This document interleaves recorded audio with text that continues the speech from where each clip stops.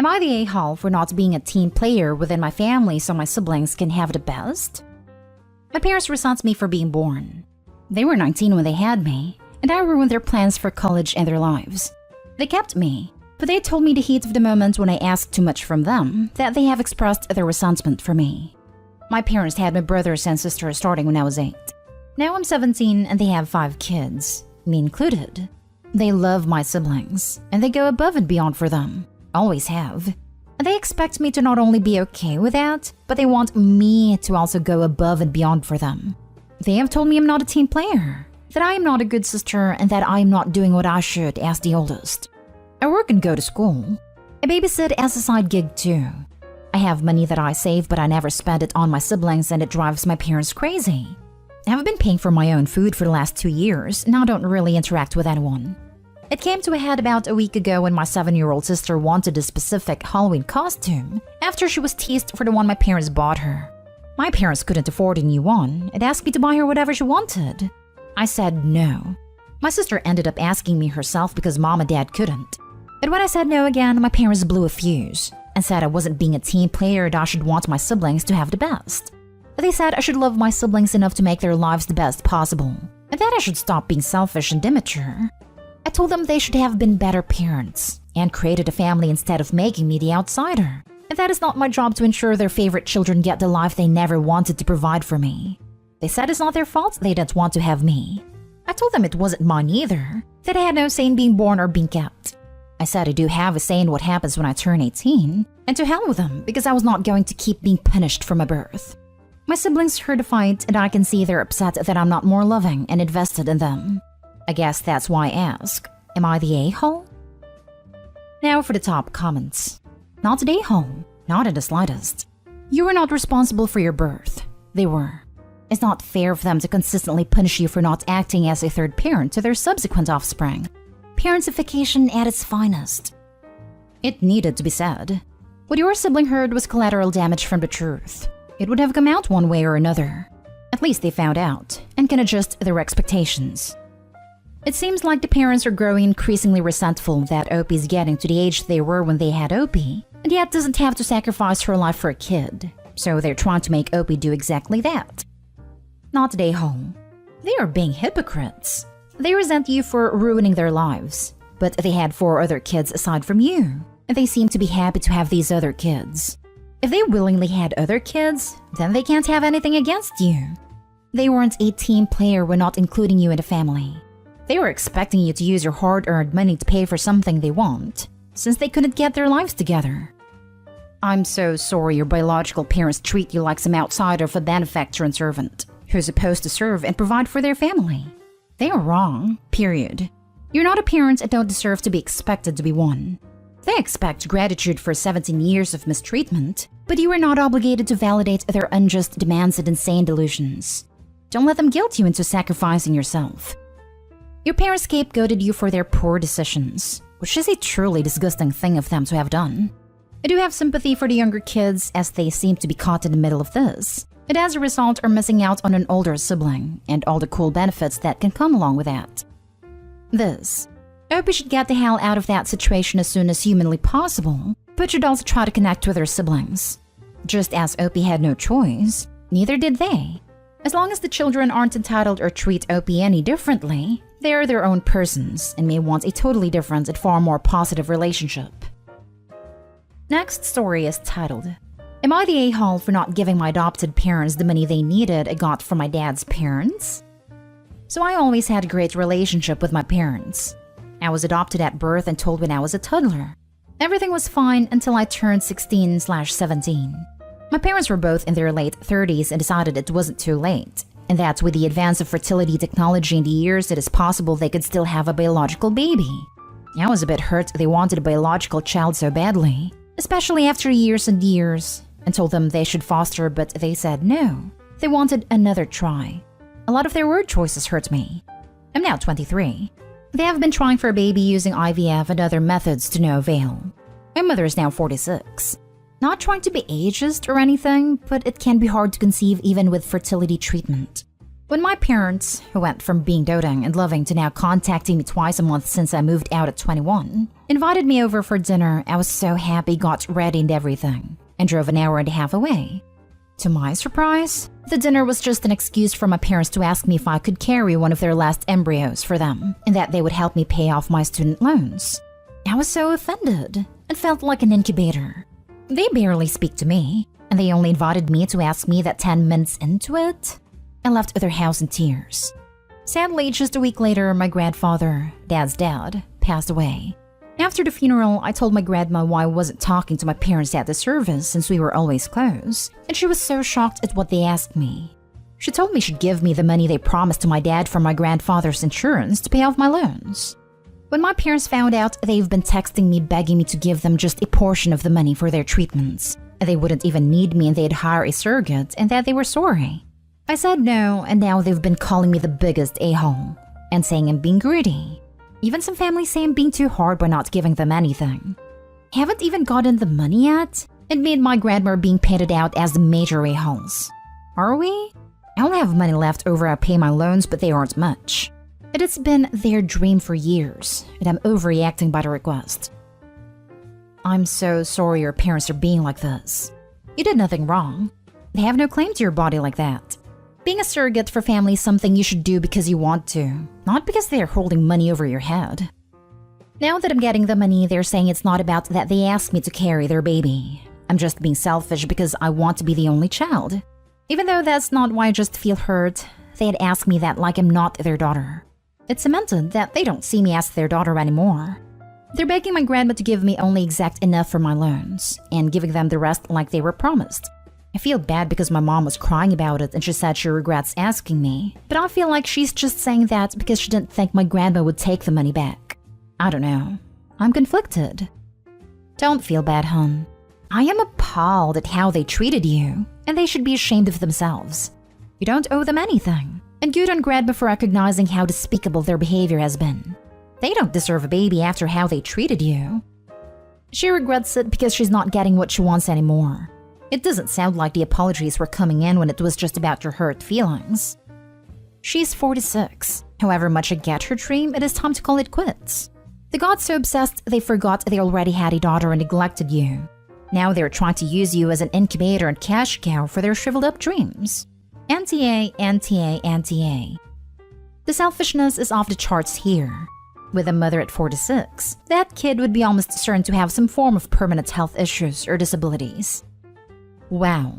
I'm curious as to how they would have paid off your loans if they're crying out for money now. Sounds like something they would have backtracked on, given their behavior. I'm sorry that you're going through this. Your grandma sounds like a great lady. Keep her close and mute the negativity. Their reproductive stuff is not your fault, your issue or your responsibility. Good luck. Next story. Am I the a-hole for making my daughters take my friend's daughter on their trip? My 46 female twin daughters, 21 female Tori and Tammy, are both in college and they're planning to do a 2-week trip to Italy, and I'm paying everything as a birthday gift. My best friend Diane has a daughter, 18 female Lori, and she has been worried because Lori has no friends. My daughters and Lori used to be closer when they were little, but grew apart when they became teenagers. Diane asked me if my daughters could try to include Lori in their social lives so she isn't lonely all the time. I called Tammy about this, and she felt bad about Lori, so she has been talking more to her since. They invited Lori to their dorm one time and go out with her a few times. I thought that the next step was to invite Lori to the trip to Italy. First, I talked with Diane about it and she agreed.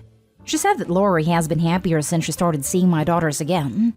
Diane said that if my daughters agreed, she would pay for Lori to go to Italy with them. But when I talked to them, they were not happy with the idea. They say that Lori is too childish and would prevent them from having more adult fun in Italy. I think they are being really selfish and mean. Also ungrateful to me, considering I'm paying for everything. We have been arguing, and I more or less said that Lori is going with them, even if they don't want to. Am I the a-hole? Now for the comments. You're the a-hole. Your daughters are grown-up young ladies. We shouldn't be making playdates for them anymore. They might enjoy Lori's company for dinner or an outing, but they don't want to spend 2 weeks with her. You are giving a gift with strings attached, which is not a nice thing to do. Heck, I have some fantastic friends that I'm close to but I'm not interested in traveling with. Our respective personalities wouldn't make us good travel buddies, and that's okay. it doesn't mean we're not good friends. Can we also focus on there maybe being a real reason this girl doesn't have any friends? I guess it's her copter mom. Probably micromanaged her friend group so intensely that Lori has no clue how to make her own friends. Mom, you're the a-hole.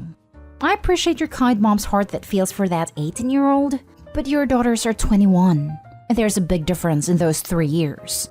It's not ungrateful at all. It's a gift you chose to give them. They didn't ask for it. Why should they have to accommodate someone else on their trip and be responsible for her? Lori has no friends, but it isn't your daughter's responsibility to make up for that. Please let them go on a trip for their birthday by themselves. It's not fair. Lori can learn to make her own friends. Those girls have already done as you asked and included her in their regular social lives. Let them go to Italy. This right here. Let your daughters have their time together and don't force them to bring someone along they don't particularly want to. If you do, they'll just end up resenting you every time they remember the trip. The biggest mistake you made was to talk with Diane about Lori going before you spoke to your daughters. General rule, always clear this kind of thing first with the folk who are impacted most if it goes through, and last with the folks who are impacted most if it doesn't go through. This way, if your twins rejected idea, like they have, then Lori doesn't have any hopes built up that get dashed. I just hope Diane ever told Lori about it. Otherwise, this will crush her. What's worse is that Lori will blame Tori and Tammy, and this will drive a wedge between them and their relationship. Hell, it's a no-win, even if you do end up forcing Lori to go to Italy with Tori and Tammy. Lori isn't stupid, she'll realize that she isn't wanted there. All forcing her to go will do is breed more resentment. Tori and Tammy versus Lori for her intruding on what should have been a sister's trip, and Lori versus Tori and Tammy for not wanting her there. Now for the last story. Am I the a-hole for not visiting my parents when my sister is around with her kid? I, 25 female, have 2 sisters, 28 female and 31 female. My oldest sister has a kid. I'm also planning on having kids in the future, and I love kids, but sometimes I get exhausted around them. I love my own kid, and I'm hoping to be the best mother ever, but I can't stand the expectation that I have to constantly like other people's kids and always be willing to care for them no matter what. Let's call the middle sister Kate and the oldest Jenny. Jenny has totally changed since having a kid. She used to want to stay child-free, but after an unplanned pregnancy, she decided to keep the kid, and she is now a stay-at-home mom. But since then, she's not the greatest person. She expects everyone to be her maid and her kid's babysitter. When she's around, she expects everyone to be 100% focused on her kid, and if you're not, she'll shame you for being a child hater. She's unbearable. My sister Kate has always been a people pleaser, and she does everything to seem like the good sister and aunt, even if it means putting her own needs aside. That's her choice, and I don't necessarily mind, but I'm not like that. I play with a kid, care for the kid, but I can't always be running behind a kid at all times. Whenever my sister is visiting my house, she's never checking her kid and expects everyone else to do so. Same thing when she visits my parents. The last time she visited my place, her kid broke a vintage porcelain doll my fiancé had gifted me, which used to belong to his grandma. It was very sentimental. And when my sister barely reacted to the kid breaking my doll, she also said I'm not a kid to be sad over a fricking doll and told me to get over it. She blamed me for not watching her kid, and if I had watched her, she wouldn't have broken my doll. I told her that unless she starts caring for her own kid, she won't be allowed in my house. A few days later, I had visited my parents. Jenny was there and so was Kate. Kate was always making comments about how heartless I am because I don't pay attention to the kid. She accused me of hating the kid and claimed she's the better aunt. Jenny laughed with Kate about it. They then started making fun of me for being sad about the doll. I said it's not just about the doll, but about the expectations she puts on other people. My parents and my sister Kate sided with Jenny and said I should be grateful she's warming me up just in time to also be a mom. I said I've had enough of being bullied into watching her kid. And while I love the kid, I won't visit my parents whenever Jenny's around because I feel exhausted both physically and emotionally when the mocking takes place. They said I'm being dramatic and I should get over myself. They claim I'm also a child hater if I refuse to watch and play with the kid all the time. Am I the a-hole? Not the a-hole. Your family sounds exhausting. I've never understood why people think they don't need to supervise their own kids just because there are other adults in the same area/house. Her kids are her responsibility. Even if someone else is playing with their child, it's still up to the parents to monitor their behavior and correct them and generally meet their needs, like food and hydration and toileting needs, etc. I'm exhausted because I'm blamed for not being behind her kid 24/7. When I dare have my own interests and life, I'm accused of not loving her kid. They even say that to the kid that Aunt X doesn't love you as much Aunt Kate loves you more, which is ridiculous. They're conditioning the kid to see me as someone who doesn't love her. Yes, refuse to be around your sister, who is entitled and a bully. If your parents or other sister give you crap when you visit, calmly say you refuse to be manipulated and leave. No drama, yelling or flouncing out the door. Just calmly say, okay, gotta go, and do it. Every single time. If they still won't stop, even knowing you'll leave when they start up, they've demonstrated that they don't value you as a person, only someone to push around. Then you'll have no qualms at going low contact. I'm sorry, but your family sounds awful. You should be grateful she's warming you up. No. Her kid, her responsibility. It would be different if she specifically asked you to watch her kid for a certain period of time, like if she had to run an errand. But she just can't assume everyone in eyesight is now automatically a babysitter, and she can relax and ignore the child. Not stay home for setting and enforcing boundaries. She and my parents shame me for not keeping my eye on kid 24/7 whenever I'm around my sister. They tell the kid that I don't love her. My sister doesn't work and she's responsible for her house and her kid, yet expects everyone else to do the work for her. She only goes out for coffee and drinks with her friends and expects my mom to babysit my niece all the time. And my mom also cleans my sister's house and cooks for her and her husband. My sister and her husband do nothing to care for their own house and family.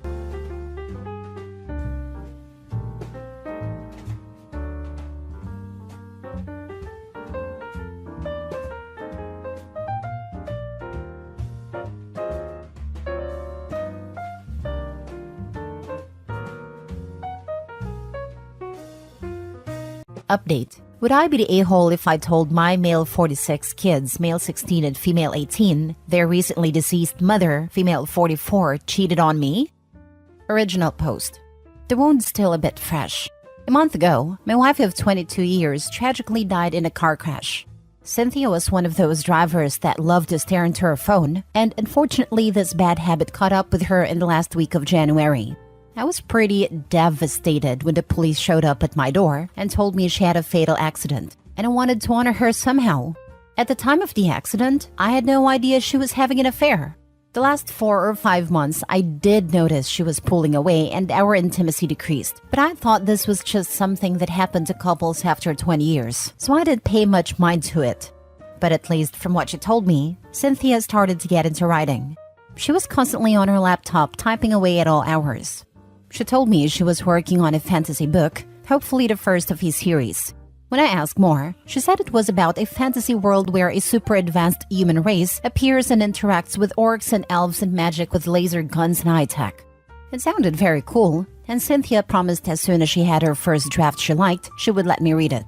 I decided to honor her by getting the draft of her book and hiring a writer to clean it up and publish it with a novelty press. I got on her laptop and no book. No sign at all. I opened her Chrome thinking she might have written it in Google Drive and saw a bunch of pinned tabs. One was a Facebook Messenger tab with a ton of her messages with a man named John. I have no idea who John is, never met him, but they talked about meeting up, exchanged photos, everything. The last message John sent her was 2 days before Cynthia's accident. The two saying they loved each other and him saying he was going on a business trip to Germany. The messages between Cynthia and John have shown they had met up at a house more than once, so I already had a locks changed. Not sure if John is back yet, and frankly don't care if he is. I was thoroughly devastated. She did have a Google Drive tab, but in her drive wasn't a book about elves versus Vulcans, but a shared document with John. The document was a plan her and John drafted on how to divorce me, turn the kids against me, and take our home and as much money as possible. One thing she noted was she has been taking money, a few hundred a month, and putting it in a separate account. I got the bank things sorted out, and the money in the kids' college account. I've also been going to therapy twice a week now. It is hard to be mad at someone dead, especially someone everyone else in your life is grieving and praising as a wonderful wife and mother. I've asked my therapist if I should tell my kids about what Cynthia has done and what she is planning to do. My therapist cautioned me about this. He said that they just lost their mother, and being told this would be condemning her memory. Damnatio memoriae. Maybe now it is not the time, but I think eventually would be a time for my kids to know. Now for the top comments before reading the update. Now is definitely not the time to burden them with that. I agree. As someone who lost a parent when I was growing up, I could not handle information like that at a time. I know every kid is different, so you know yours the best. But personally, I think it'd be easier to wait until they're independent adults, not just legal adults, because I did not consider myself to be functioning as an adult at 18 and can process everything without it taking a toll on their mental health during a time I grieve. Yeah, like waiting until they're steady in their careers. I read something a long time ago when one parent told the kids when one just finished high school and the other was in college. It broke them. The college student dropped out, and I can't even remember what happened to the 18-year-old. Maybe only tell them if they're experiencing something similar in their lives, so they can see that you understand what they're going through. Honestly, there is no need to tell them. My kids were grown and still had daddy on a pedestal. I told them eventually that he might have been a good dad, but he wasn't a good husband. They got it. They were 4 and 5 when he died, and 20-something when I said that. They quit comparing their stepdad so harshly. This is literally all you need to say, that you mourn him differently because he was different with you than he was with them. My mom has told me some things about my late father recently, and it's hard to take. Plus, there's nothing to be done about it now. It just makes me feel bad that I didn't know what was going on at a time, even though I was a kid. She was the adult who chose to not take action. I will absolutely take some things to my grave unless my daughters find a way to get it out of me in my deathbed. I can tell they really don't want to know all of it. No one knows all of it. They don't need to know all of it. Adults should not be telling children everything that goes on in adult relationships. Full stop. But later it's a coin toss whether to tell adult children about such things. I don't think it's helpful unless for a very good reason. For example, my ex is bipolar. That's the most genetically determined of the major mental illnesses, and some of his story is relevant. Although, the children have now passed the point where bipolar makes its appearance, so it's a bit easier to discuss. You would be the a-hole, but I would suggest finding out who this John is and make sure he does not show up in your lives, such as at the funeral or anything. Sounds like they had some big plans involving your kids, and who knows what this POS could say. Now for the update. Some things have happened since the last time. To answer some questions, I have gone to the bank and got control of Cynthia's account and transferred the money into a savings account for the kids. Also, my kids already suspected. Tuesday night, my eldest Michelle and my son Jason had something to say to me. They sat me down in the living room and Michelle said, "We think mom was cheating on you." They both said they weren't sure, but it was eating them up seeing me in extreme grief the past month, and they thought I should hear what they suspected. They brought up how Cynthia was always away, and when she was at home, she would say strange observations about me. Stuff like, "Isn't it weird your dad's working late this week?" This is one of those seeds Cynthia mentioned in her document that she wanted to plant to the kids. Michelle said her suspicions went high the week before the accident when she got home from the school and saw a strange jacket on a coat hook by the front door. It wasn't any jacket Jason or I had, so she was very suspicious about it. I told both my kids that I didn't tell them, but I found evidence on their mom's computer when I was looking for the book she said she was writing. Michelle wanted to see the evidence, but Jason said he doesn't want to think or talk about mom for a while. I shared the info with Michelle after she insisted she already suspected her mom and was ready for it. It feels good to now have someone close that can talk to me about this beyond my therapist. Yesterday afternoon, I was home alone when I heard someone jiggling the back door knob. I went to the door and saw a man I never saw before, trying to use a key on the lock. I told him to step back from the door and he almost jumped. I opened the door a crack and asked him who he was and what he was doing in my backyard. It was John, Cynthia's affair partner. He told me that he worked with my wife, and he just got back from a trip and saw Cynthia died on social media, and him and Cynthia were starting a business. They had a business bank account with his investment money in the business, and he was wondering if I could help him get the business funds transferred over. I looked him straight in the eye and said I was at the bank, and Cynthia didn't have an extra business account, and I had no idea what he was talking about. John also said that he wanted to check my wife's things for any sensitive business documents. I said I was a stranger and wasn't welcome in my home, especially since he tried to enter without permission. John looked defeated, but did suggest he would consult with a lawyer about his sensitive business documents and business funds. John had a key to your home, and he knew Cynthia was dead and still tried to enter like he had rights to it. Hope he needs to consult his own lawyer and get the locks changed. Change the locks if you haven't already. Very sorry about this. Glad your kids suspected and are handling it. Good luck to you all. That man is fortunate. By stealing into someone else's house, he was taking a risk that would cost him far more than money. I'm not proud about what I'm going to say, but if all of this is true, I'm glad she's dead. I mean, she wasn't only cheating, which is horrible, she was stealing OP's money and executing a plan to put their own children against him. She was the incarnation of evil. Even all the pain, OP is lucky that this happened, because if not, she was prepared to take everything from him and destroy him. Her children saw something was wrong long ago. She was one of those people who believe their plan is immaculate because they are geniuses and completely underestimate everyone else. Most criminals think this way. Totally agree. The world is better without that kind of people. I get the feeling that business money was the money she was stashing away. If everything was in her name, he had no claim and couldn't sue a dead person. A silver lining here, though. If she was still alive, I doubt the kids would have believed her lies about UOP. I would say get a security system for your house and maybe look into a PI to find out who this man is. He could be a dangerous person.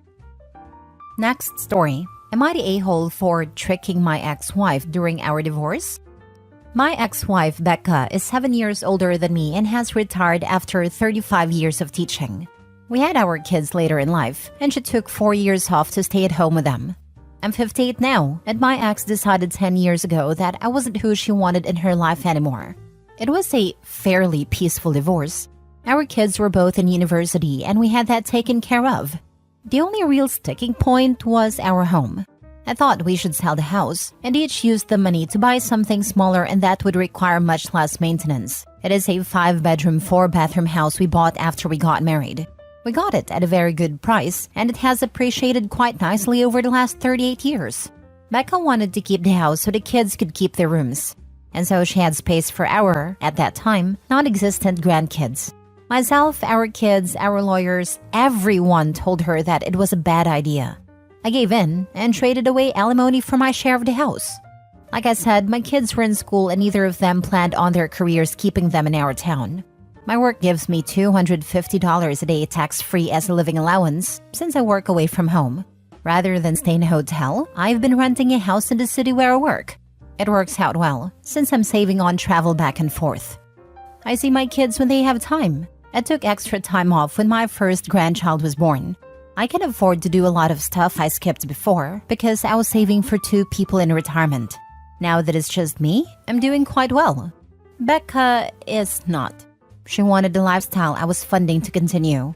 She went through her savings and now she just has her pension, which is pretty good I think, but it isn't enough to pay the property taxes, as well as pay for her trips, maintenance and stuff.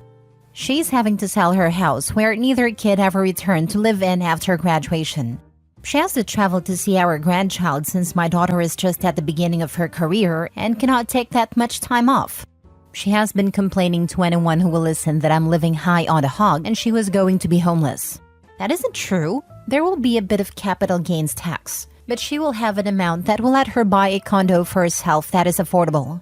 If she wants to keep the house, she could do a reverse mortgage, but I think that's a terrible idea. I think part of it is that I have a girlfriend now who is in her mid-30s, and she never found a guy she thought would be better than me. I think the guy she was seeing after we broke up was supposed to be him, but he didn't work out. She is mad that because of how I get paid, her alimony seemed like not a lot compared to owning a house free and clear. But I don't think it's my fault she wouldn't listen. Now for the top comments. Not the a-hole. I don't understand how she thinks you tricked her. I'm sure after that many years of marriage, she understood how you got paid. You need that money for a separate household so she doesn't get any of that. She was informed by everyone else that she should not keep the big house, but she would not listen. She kept up her lifestyle after the divorce even though she had much less income. She knew her kids were not planning on moving home. There is nothing here that makes you the bad guy. She has buyer's remorse, and that is not your fault. I think so too. I do feel bad that she feels this way, but I thought maybe I was missing something and you guys could point it out. Real estate is still priced pretty high. She should make some good money on a house, no? She absolutely will. If they divorced 10 years ago, all houses everywhere, assuming she didn't let it fall into disrepair, have since gone way the heck up. There's no way she doesn't still walk away without a massive payday. Heck, even if it was in disrepair, there's a house near me that caught on fire and is unlivable and the owners want $200K. Not the a-hole. She made a bad decision and is mad that you are living your best life. She has no one to blame for her choices than herself. Thank you. I thought maybe I was missing something obvious. I did honestly try to get her to sell the house during the divorce. It's not your fault that she has champagne tastes on a beer budget. And owning a home you can't afford is simple math she could have done and figured out. Stop dwelling on her issues and live your life. Right? She's certainly living rent-free in his head. It's hard to separate lives after almost 30 years together. Our friends and family are all the same after this long. She didn't seem to have much of a problem separating things. Last story. Am I the a-hole for completely ignoring Valentine's Day because of our dead bedroom and not entertaining my wife when she expressed that it upset her? My wife and I are in our early 30s and have a dead bedroom. She's lost her libido over the years, and I can positively confirm that this isn't the person I agreed to marry in the first place. I tried to get her help, but she hardly follows through on a suggested course of actions, whether it be in a couple's therapy or individual ones. I feel like I don't love her anymore, but in my culture, divorce is taboo. So I am essentially stuck in this marriage. I hate how she doesn't even try. She would have all the time in the world to complain about her manager or complain about her weight, but wouldn't do anything about it. But trying to improve intimacy and getting her to do stuff is like beating a dead horse. So I withdrew. It started by stopping texting her "I love you beautiful" every day when I'm at work. And then I stopped giving her foot rubs and back rubs. Stopped making date plans. Then it came to a head when I completely ignored Valentine's Day and didn't get her anything. It was just like any other day to me. She confronted me and was terribly upset about this. I asked her, has she done anything to make me want to love her? Why should I be coerced into giving affections I don't want to give? Like, why should I care about what she wants when that care isn't reciprocated? Maybe this is vindictive, but I am disillusioned by her and disappointed in her for giving up completely on an intimate part of our relationship. We cannot stand each other, and she doesn't acknowledge me. Am I the a-hole? Not the a-hole, but you're the a-hole to yourself. You're going to be miserable for the rest of your life because divorce is taboo? Nah, man, don't throw your life away. Be brave and let each other go. You should be more upset with your culture because divorce being taboo is ridiculous. Stay miserable if it's so important not to offend your culture. Otherwise, leave. She's an a-hole. Like in India, where divorce is a taboo, getting it is extremely hard. Especially as a man, where it's ridiculously and unbelievably common to use multiple DV and dowry sections as false cases to prevent it, if other party doesn't agree for a divorce. That too with an extremely slow and cruel court system. Getting divorced is so painful that most people suffer endlessly instead of getting it, especially men. Not the a-hole. And taboo or not, do you want to spend the rest of your life miserable because of a cultural taboo? Till death do us part? Sounds like person you married died already. Yeah, early 30s is perfect time to make a new start and build the life you want. Don't let cultural pressures get in the way of your happiness.